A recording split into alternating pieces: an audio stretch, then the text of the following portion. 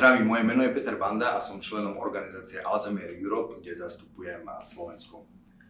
Mojej mame diagnostikovali Alzheimerovú chorobu pred cirka 5 rokmi a jej stav sa žiaľ od začiatku rapidne zhoršoval a naďalej zhoršuje.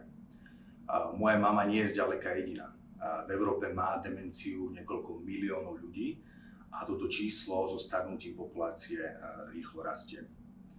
Pre ľudí s demenciou je potrebné vytvárať inkluzívne prostredie, ktoré by umožňovalo včasnú diagnostiku, mať podpornú skupinu aj mimo rodiny, odbornú starostlivosť a prístup ku najnovším výskumom a terapeutickým metódam. Ako spoločnosť by sme nemali byť čisto utilitárni, ale stavať na európskych princípoch solidarity. Preto chcem apelovať na európskych lídrov, aby videli v problematike demencie prioritu.